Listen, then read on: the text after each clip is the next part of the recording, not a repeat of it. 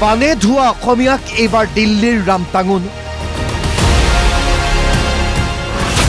বান বিভীষিকাৰ মাজতে ৰাজ্যৰ 3খন টোল গেটত বৃদ্ধি হ'ল টোল কৰ। ৰহা, নাজিৰাখাট আৰু মদনপুৰ টোল গেটত বৃদ্ধি টোল কৰ।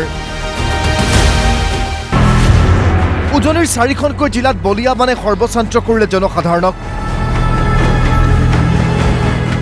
সৰ্বস্ব হেৰুৱাই এতিয়া চকুলোৰে বাট নেদেখা হৈছে সেইসকল লোকে। খাদ্য, বস্ত্ৰ, বাসস্থানৰ অভাৱত ভয়াৱহ পৰিৱেশ। সাহায্য নেপালে তেওঁলোকৰ অন্য কোনো উপায় নাই। কিন্তু তাৰ মাজতে হঠাৎ বৃদ্ধি কৰা হ'ল ৰাজ্যৰ 3খন টোল গেটৰ টোল কৰ। নিশাটোৰ ভিতৰতে 5 টকাৰ পৰা 30 টকা পৰ্যন্ত বৃদ্ধি হ'ল টোল কৰ।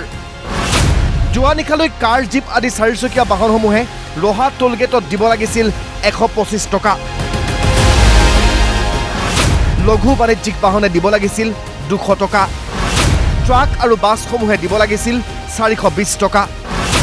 3XL বাণিজ্যিক বাহনে দিব লগা কৰ আছিল 460 টকা। কিন্তু আজিৰে পৰা 4চকীয়া বাহনে নতুন নিৰিখ মতে দিব লাগিব 130 টকা। লঘু বাণিজ্যিক বাহনে দিব লাগিব 210 টকা। বাছ আৰু ট্ৰাকসমূহে দিব লাগিব 435 টকা।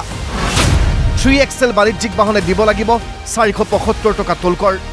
ৰাজ্যখনৰ এনে জটিল সময়ত হঠাৎ টোল কৰ বৃদ্ধিৰ সিদ্ধান্তত জাঙুৰ খাই উঠিছে দল সংগঠন। দিল্লীয়ে হয়তো গম নাপায়, কিন্তু আমাৰতো অসমত গমেই পাইছে যে উজনি অসম আমাৰ শেষ হৈ গৈছে। শিৱসাগৰ, নাজিৰাকে আদি কৰি আপোনাৰ আমাৰ উজনি অসম শেষ হৈ গৈছে বানপানীত। আৰু এইখিনি সময়ত বিশেষকে টোল টেক্সটো অসমত বৃদ্ধি কৰিব নালাগিছিল। এইটো আমাৰ অসমৰ সন্মানীয় মুখ্যমন্ত্ৰী ডাঙৰীয়াই দিল্লীক কনভিন্স কৰিব লাগিছিলে যে আমাৰ ভয়াৱহ বানপানীৰ সমস্যা হৈ আছে, অসমত আপোনালোকে টোল টেক্সটো বৃদ্ধি কৰিব নালাগে। আৰু ইতিমধ্যে ইণ্টাৰনেটত আহিয়ে গৈছে, দেখিব যে 5 টকাৰ পৰা 25-30 টকা পৰ্যন্ত টোল টেক্স বৃদ্ধি হৈছে। ইমান দুখীয়া মানুহ থকা এখন ৰাজ্যত তেওঁলোকে কি কাৰণে টোল টেক্স বৃদ্ধি কৰিছে এইটো আমি জানি নাপাওঁ। আৰু আমি ৰহা আঞ্চলিক ছাত্ৰ সন্থাই ইয়াক তীব্ৰ গৰিহণা দিছো। আৰু বিশেষকে বানপানীৰ ভয়াৱহ সমস্যাত অসমত যে তেওঁলোকে টোল টেক্স বৃদ্ধি কৰিছে সেইকাৰণে আমি ধিক্কাৰ দিছো। এনে সময়ত এই টোল কৰ বৃদ্ধিৰ সিদ্ধান্ত কোনো কাৰণতে গ্ৰহণযোগ্য নহয় বুলি মন্তব্য দল সংগঠনৰ, যাৰ বাবে অনতিপলমে এই সিদ্ধান্ত বাতিলৰ আহ্বান কেন্দ্ৰীয় চৰকাৰক। সকলোৱে জানে যে উজনি অসমৰ যি বান পৰিস্থিতিত কেনেকৈ হাহাকাৰ ককবকাই থাকিবলগীয়া হৈছে আমাৰ সাধাৰণ জনসাধাৰণ। গতিকে এই ক্ষেত্ৰত আমি চৰকাৰক মধ্য অসম পৰ্যালোচনা ছাত্ৰ সন্থাৰ তৰফৰ পৰা আমি দাবী উত্থাপন কৰিছো। আৰু তেখেতক বিশেষকৈ মুখ্যমন্ত্ৰীগৰাকীক, আমাৰ অসমৰ যি সন্মানীয় মুখ্যমন্ত্ৰী হিমন্ত বিশ্ব শৰ্মা ডাঙৰীয়া, তেওঁ হয়তো জানে, তেওঁ সম্পূৰ্ণ জানে। গতিকে আমি তেখেতক দাবী উত্থাপন কৰিছো যে এই যি টোল কৰ এই বছৰটোতে দুবাৰকৈ বৃদ্ধি হ'ল। আজি বৰ্তমান 5 টকা, 20 টকা, 25 টকা, 30 টকালৈকে বৃদ্ধি হৈছে। ইয়াৰ জৰিয়তে যিসমূহ উজনি অসমলৈ যিসমূহ আমাৰ খাদ্য সামগ্ৰী যাব, সেই খাদ্য সামগ্ৰীসমূহ ইতিমধ্যে চৰকাৰী পক্ষই দাম বঢ়াই থৈছে। আৰু এই টোল গেটসমূহৰ কাৰণে আৰু দাম বৃদ্ধি হ'লে তালৈকে যাব।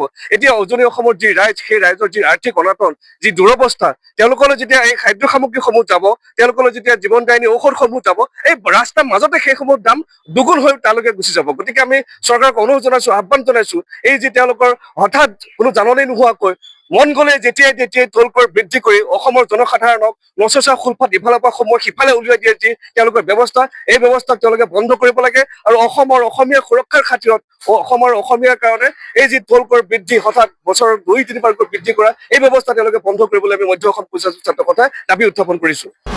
ৰাজ্য চৰকাৰে বিষয়টো গুৰুত্ব দিয়াটোৰ প্ৰয়োজন।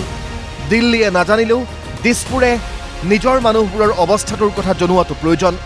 কথা এটাই, বানে শেষ কৰি থৈ যোৱা মানুহবোৰক আকৌ টোল কৰ বঢ়াই টেটুচেপা দিব খোজা কাৰ্য অমানৱীয়, নিন্দনীয়, গৰিহণাৰ যোগ্য। ৰহাৰ পৰা অসীম চেত্ৰীৰ ৰিপৰ্ট, প্ৰতিদিন টাইম।